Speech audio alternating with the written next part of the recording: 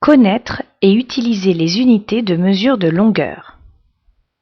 Pour mesurer des longueurs, on utilise des unités de mesure de longueur. L'unité de référence, c'est le mètre. Pour mesurer des longueurs 10 fois plus petites que le mètre, on utilise les décimètres. Pour mesurer des longueurs 100 fois plus petites que le mètre, on utilise des centimètres.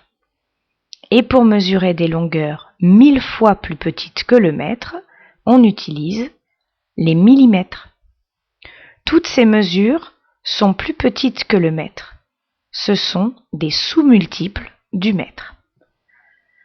Pour mesurer des longueurs 10 fois plus grandes que le mètre, on utilise les décamètres.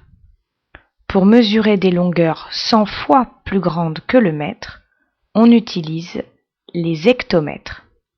Et enfin, pour mesurer des longueurs 1000 fois plus grandes que le mètre, on utilise les kilomètres. Ces longueurs sont 10 fois, 100 fois et 1000 fois plus grandes que le mètre. Ce sont des multiples du mètre. Comment convertir des mesures de longueur? Si on te demande de convertir 564 mètres en centimètres, on te demande de transformer 564 mètres en centimètres. La première chose à faire est de repérer le chiffre des unités. 4. L'unité de départ qui est proposée, c'est le mètre. Tu vas donc placer le nombre 564 dans le tableau de conversion des mesures de longueur, en plaçant le chiffre 4 dans la colonne des mètres. Il ne reste plus qu'à placer les autres chiffres.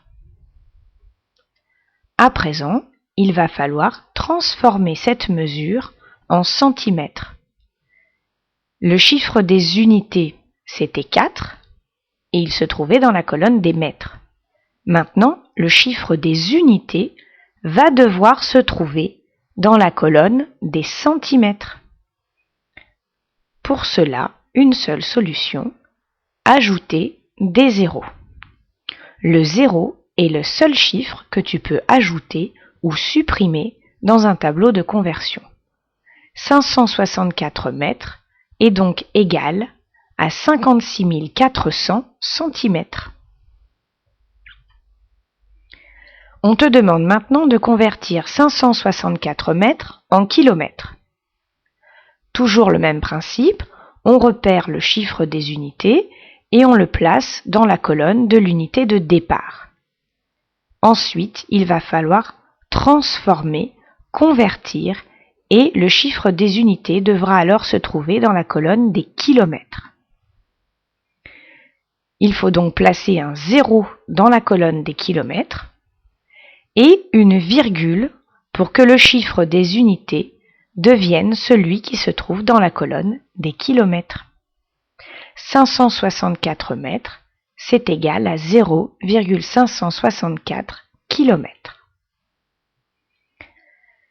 Si tu dois convertir un nombre décimal, par exemple 5,646 mètres, toujours la même méthode, tu repères le chiffre des unités.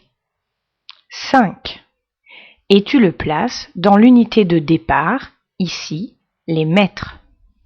Tu places ensuite les autres chiffres. Tu veux obtenir des centimètres. Il faut donc que le chiffre des unités devienne celui qui se trouve dans la colonne centimètres. Pour cela, on ajoute une virgule à droite de la colonne centimètres. 5,646 mètres égale 564,6 centimètres. Pour convertir des mesures de longueur, tu dois d'abord repérer le chiffre des unités, puis le placer dans l'unité de départ.